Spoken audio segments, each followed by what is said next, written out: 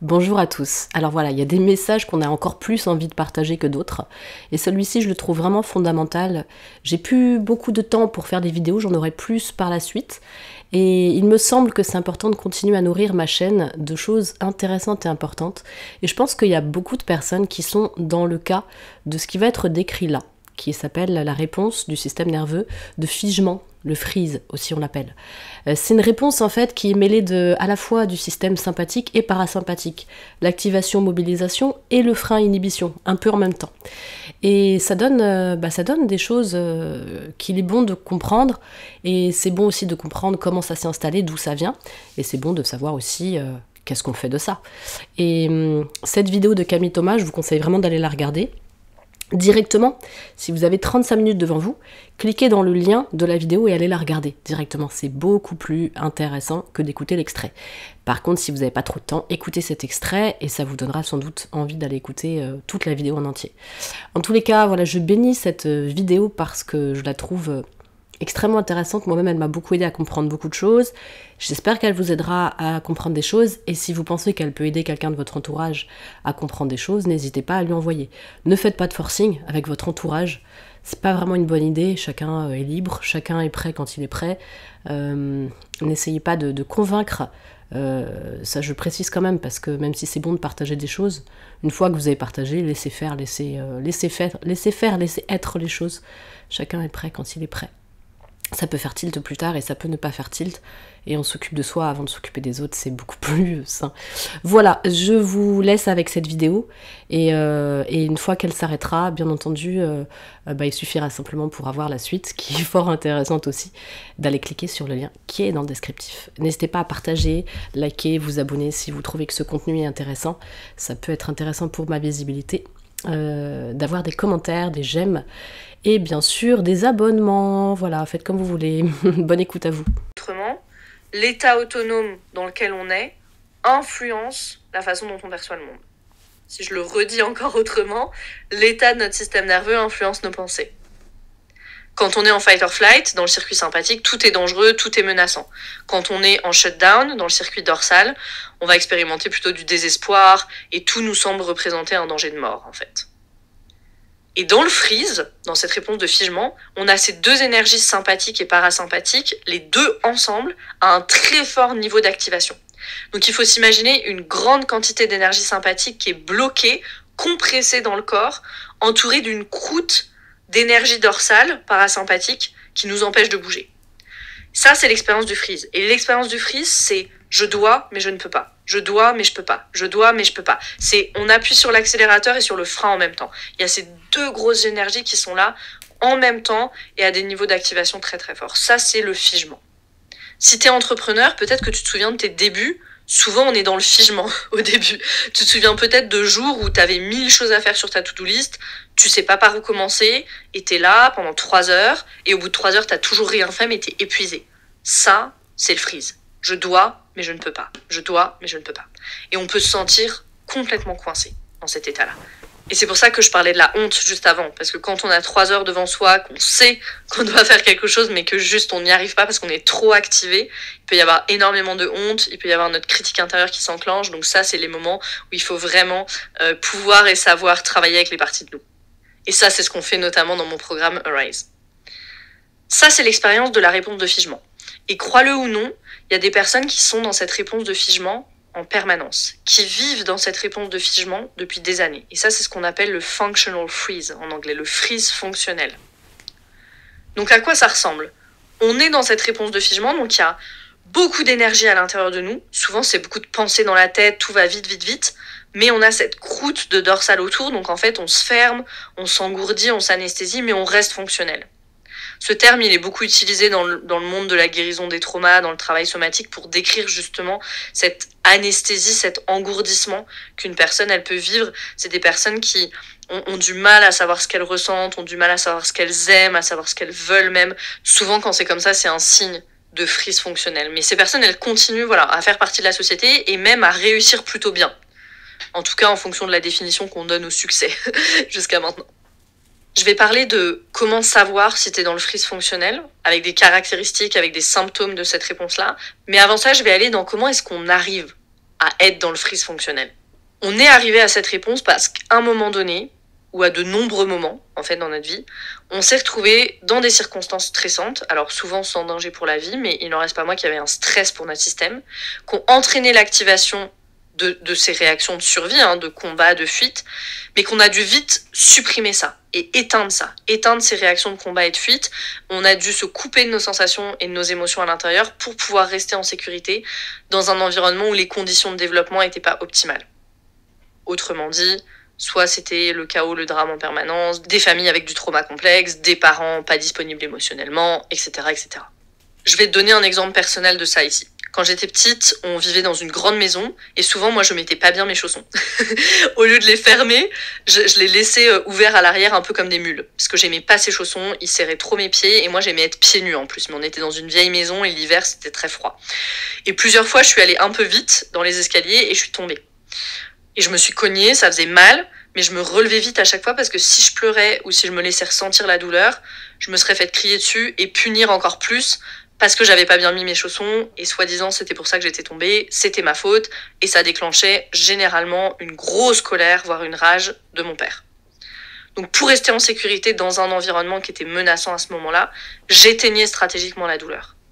Donc je me laissais pas ressentir la douleur, pleurer et je laissais pas l'activation sortir de mon système en fait. Sauf que, devine quoi, tous ces chocs et ces douleurs qui n'ont jamais été ressentis, ils restent piégés dans l'organisme.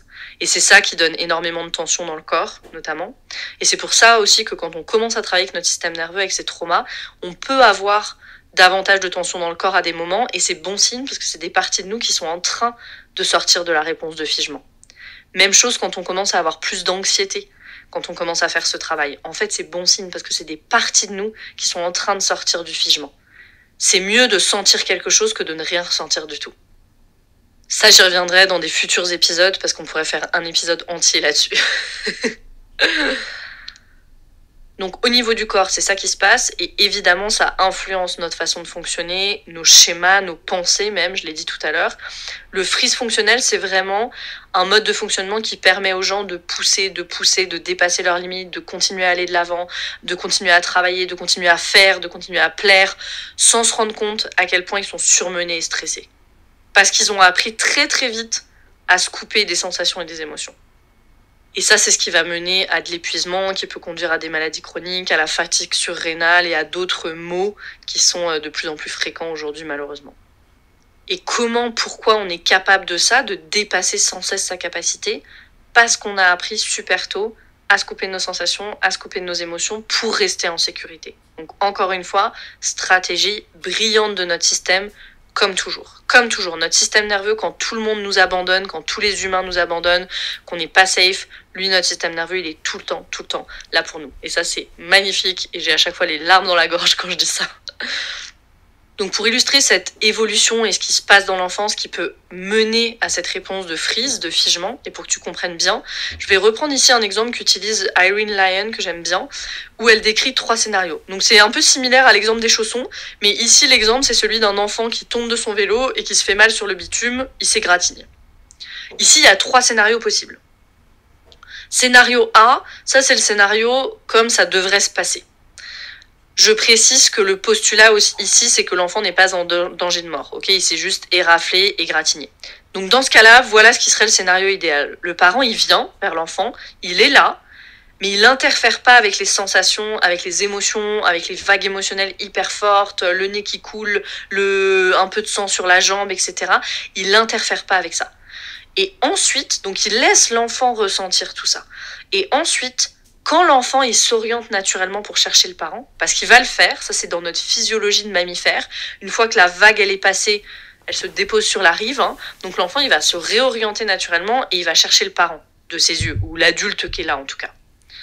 Dès que l'enfant il sent que l'activation elle est passée, il y a une orientation naturelle vers un adulte. Et à ce moment-là, quand l'enfant il regarde et qu'il cherche du regard, là le rôle de l'adulte c'est de faire ce dont l'enfant a besoin. S'il veut aller dans les bras, on le prend dans les bras. S'il pleure encore et encore plus, on laisse faire. Voilà, on laisse vraiment faire ce qu'il a besoin de faire là maintenant. Et en faisant ça, qu'est-ce qu'on fait? On laisse l'activation arriver à une résolution et on permet à cette expérience hyper intense de sortir de son système. Et ensuite, une fois que c'est fait ça, Là, à ce moment-là, on peut réengager ce qu'on appelle le système d'engagement social, qui est l'état ventral, hein, l'état où on se sent en sécurité, ouvrir la communication. Alors, bien sûr, ça dépend de l'âge de l'enfant, mais voilà, et c'est là où il faut adapter un petit peu. On ne parle pas de la même façon à un enfant de 2, 6 ans ou 10 ans, mais voilà, ouvrir la communication, parler, reconnaître ce qui s'est passé, et dire, voilà, maintenant, ça va, qu'est-ce qu'on a besoin de faire avec cette égratignure, etc., etc. Mais là, dans ce scénario-là, l'activation, elle a eu l'occasion de sortir du système. Maintenant, scénario B. Scénario B, dans ce scénario-là, avant même que l'enfant il ait la chance de ressentir la douleur, la brûlure, la chute, le parent il attrape l'enfant, ce qui est déjà hyper désorientant parce que du coup il n'y a plus de place pour l'orientation naturelle. Et le parent lui dit tu vas bien, tout va bien, tout va bien. Et l'activation elle est hyper forte chez le parent aussi. Parce que le parent, il n'a pas travaillé lui-même avec ses propres activations et donc il n'a pas cette maturité naturelle qui fait qu'il pourrait être là et vraiment être le container de cette expérience en fait. Et c'est là où nous les adultes, notre rôle, c'est vraiment de devenir hyper mature émotionnellement pour pouvoir s'ancrer dans ces moments-là, contenir l'expérience avec sécurité sans interférer dans l'expérience. Vraiment, l'image, c'est de ne pas jeter encore plus d'huile sur le feu, quoi. 2 précisions importantes ici. On est tout à fait d'accord qu'il n'y a pas de mauvaise intention ici de la part du parent. Le parent dans ce scénario, en fait, il fait que répondre à sa propre peur. Donc ça, c'est la première précision. Qu'il n'y a pas de jugement de valeur ici, absolument pas. Et 2e précision, on est d'accord que s'il y a une urgence, ça a du sens de faire ça. Là, on parle vraiment d'une situation où il n'y a aucun danger de mort, il n'y a pas de danger de blessure à long terme, etc. C'est juste une égratignure. Mais du coup, qu'est-ce qui se passe quand l'enfant, il ressent cette intensité chez le parent, il ressent cette panique du parent, dans l'énergie du parent, dans ses émotions? Qu'est-ce qu'il va faire l'enfant? Il va tout de suite essayer de gérer sa propre expérience et de la changer, son expérience interne, pour que l'adulte qui est avec lui se calme, en fait, et pour que la physiologie de l'adulte redescende en termes d'activation. Parce que là, dans ce moment-là, le moyen le plus sûr pour l'enfant de faire baisser son activation à lui, c'est que l'activation de l'adulte redescende. Et c'est comme ça que l'enfant commence à anesthésier ses sensations, ses émotions. Et ça, ce qu'il faut bien comprendre, c'est que c'est pas cognitif. Il n'y a aucun moment où l'enfant il se dit « Oh, il faut que je change mon expérience interne, etc. » C'est vraiment une réponse naturelle, biologique de l'enfant pour l'empêcher de recevoir encore plus d'activation, parce que l'activation de la chute, elle est déjà trop pour son système. Donc s'il doit gérer en plus l'activation du parent, là, c'est beaucoup trop. Et donc, qu'est-ce qu'il fait? Il s'en coupe de cette activation en espérant que la physiologie de l'adulte redescende. Encore une fois, absolument pas au niveau cognitif. Il n'y a aucune pensée qui est impliquée dans ce processus. Donc ça, c'est le scénario B. Scénario C, dans le scénario C, il n'y a pas de bonnes intentions, mais il y a plutôt une mauvaise intention. On peut espérer que ça ce soit un scénario plus rare, mais on sait aussi qu'il se passe des choses qui ne devraient pas se passer avec les enfants, mais elles se passent, donc il faut l'évoquer. Là, le scénario C, c'est celui de la honte toxique. Donc l'enfant tombe de son vélo et l'adulte il va dire quelque chose comme tu sais vraiment pas t'y prendre, relève-toi, montre à tes frères ou à ta sœur que tu peux le faire, remonte sur le vélo, continue à pédaler, etc., etc. Donc l'enfant il expérimente la douleur, la chute, la brûlure, le sang, la peur, etc. Et tout ça, c'est tout de suite attaqué par des mots hyper durs, hyper violents, qui dans leur essence en fait lui disent qu'il a raté, peut-être qu'il est un raté même, et qu'il aurait dû faire mieux.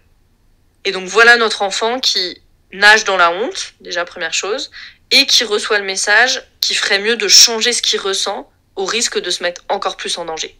Ici, c'est à peu près le scénario du chausson.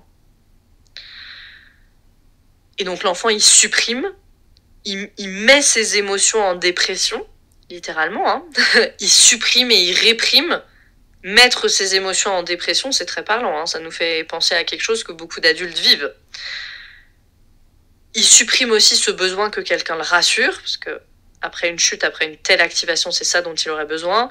Il supprime le besoin d'être réconforté, que quelqu'un dise que ça va aller, que quelqu'un lui laisse avoir aussi cette activation, et puis après, une fois que c'est passé, lui dise voilà, tu vas bien, ça va aller, parce que un enfant qui est très très jeune, il sait même pas s'il va bien, s'il est revenu dans la sécurité ou pas, puisque sa régulation, sa capacité d'autorégulation vient de la co-régulation avec l'adulte. Et ça, c'est le début d'un adulte qui n'a pas confiance dans l'environnement, pour qui le monde est dangereux, qui n'a pas confiance en lui, et qui va être dans un figement fonctionnel, dans le freeze fonctionnel. Parce que généralement, une situation comme ça va pas nous emmener complètement en dorsale. On va pas se fermer complètement généralement, parce qu'on est des êtres super résilients, nous les humains, et l'enfant, il va trouver un moyen de continuer à se développer dans cet environnement, même s'il est dangereux, même s'il n'est pas safe. Parce que là, bien sûr, j'ai pris l'exemple du vélo, mais malheureusement, quand on a les scénarios B ou C avec le vélo, souvent on les retrouve aussi dans d'autres situations. Ça peut être avec les bulletins scolaires qui sont pas très bons, ça peut être le sport peut-être. Moi, on m'a répété toute mon enfance que je n'étais pas gracieuse. Donc il y avait beaucoup de honte autour du sport, autour des activités sportives pour moi. Je sais pas, un enfant qui écrit de la main gauche, ça c'est pas normal, ce genre de choses.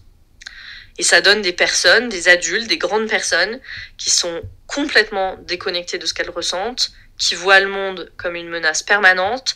Et souvent, ça, c'est le résultat des adultes qui se sont occupés d'eux quand ils étaient enfants, qui étaient autour d'eux, qui ne savaient pas processer leurs propres activations.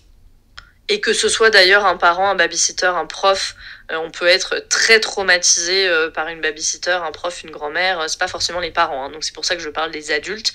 Mais là, on peut voir aussi cet élément de transmission générationnelle du trauma. Donc maintenant, comment savoir si tu es dans la réponse de figement ? Là, tu m'écoutes et tu te dis « Ok, super, peut-être que tu te souviens de situations comme ça dans ton enfance, ou peut-être pas d'ailleurs, mais comment savoir aujourd'hui si tu es dans cette réponse-là »